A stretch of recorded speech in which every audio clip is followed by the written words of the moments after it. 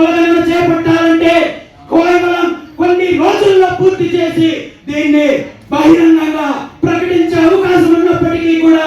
ఈ సమగ్ర కులగణన చేపడితే మీ యొక్క కుట్రలు, మీ కుతంత్రాలు, మీ దురాగతాలన్నీ కూడా బయటపడతాయని ఈ రోజు కేంద్ర ప్రభుత్వం చేపట్టదలుచుకున్న సమగ్ర కులగణన కూడా అడ్డుకునే ప్రయత్నం చంద్రబాబు నాయుడు గారు చేస్తున్నారని చెప్పి ఢిల్లీ వర్గాలు చెప్తున్నాయి. నిజంగా మీకు చిత్తశుద్ధి ఉంటే వెంటనే దీనికి సంబంధించి మీరు ప్రకటన చేయాలి, ఈ బాధ్యత మీకుందని చెప్పి ఈ సందర్భంగా తెలియజేస్తూ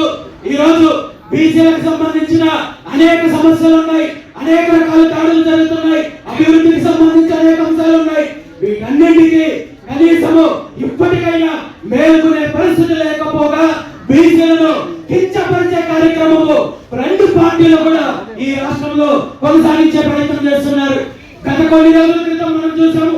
జగన్మోహన్ రెడ్డి గారు ఒక పత్రికా ప్రకటన, ఒక మీడియా సమావేశం ఏర్పాటు చేసి ఆ సమావేశంలో కొంతమంది బీసీ అధికారుల గురించి వాడు వీడు అంటూ అతనికి నోటికి తిరిగినట్టు మాట్లాడే ప్రయత్నం చేసి అవమానించే ప్రయత్నం చేస్తే దీనికి సంబంధించి ఈ రాష్ట్రంలో చాలా మంది ఆ వ్యాఖ్యలను వ్యతిరేకించి వెనక్కి తీసుకోవాలని చెప్పి డిమాండ్ చేసిన ఇప్పటి వరకు తను చేసింది కరెక్టే అని చెప్పి సమర్థించుకునే బీసీల ద్రోహి జగన్మోహన్ రెడ్డి గారిని ఈ సందర్భంగా తెలియజేస్తున్నారు. ఆ పార్టీకి సంబంధించిన కొంతమంది బీసీ నాయకులు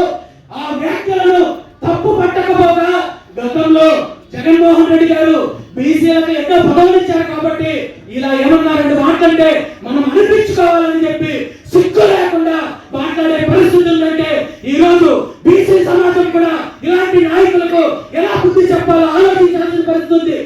అది జగన్మోహన్ రెడ్డి గారు కావచ్చు, చంద్రబాబు నాయుడు గారు కావచ్చు, ఏ ఒక్కరైనా బీసీలను, బీసీ కులాలను, బీసీ నాయకులను, బీసీ అధికారులను తక్కువ చేసి మాట్లాడితే చెప్పు తీసుకుంటారని చెప్పే